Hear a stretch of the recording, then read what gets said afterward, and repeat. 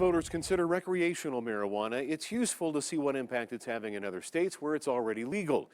13 Action News anchor Todd Quinones traveled to Denver, Colorado for a special series of reports on the unforeseen consequences of legalized marijuana. We're inside an armored truck driving right through downtown Denver.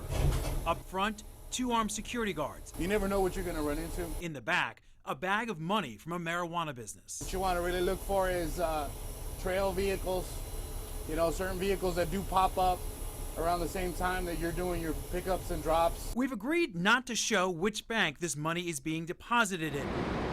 Marijuana is primarily a cash industry. Credit cards are largely considered off limits since the federal government considers recreational marijuana illegal.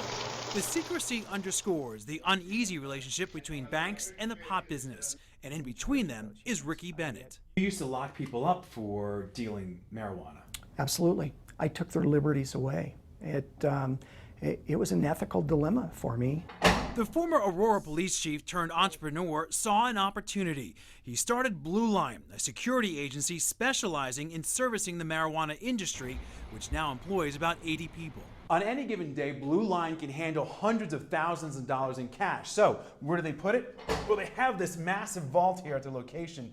This is where all the money goes at the end of the day, and they keep it here safe and secured and locked up until it gets delivered to the banks. But crooks often target the crop, not the cash. It turns out the legalization here of marijuana did not put a stop to the illegal pot trade, and in some ways, it helped booster it. In some instances, the product may be more valuable than the cash itself, right?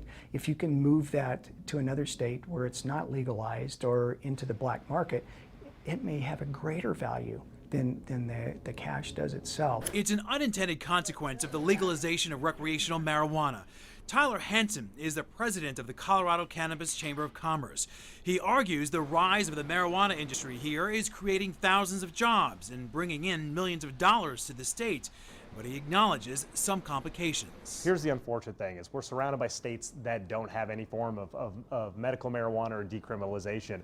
And so there's always going to be a market for black market or gray market product. In one case alone this year, Colorado police arrested 2 men for hauling more than 150 pounds of marijuana to the East Coast. The problem is drug dealers and cartels are taking advantage of a loophole that allowed for poorly regulated home growing operations. Some of those home growers sell that marijuana to the black market for huge profits, which only adds to the challenges of an industry that deals almost exclusively in cash. It's a potential of danger for any state and for their citizens. In Denver, Todd Quinones, 13 Action News. Nevada lawmakers did learn from Colorado and close the loophole on home growing operations, but it remains to be seen if Question 2 passes how effective it'll be in stamping out illegal marijuana operations.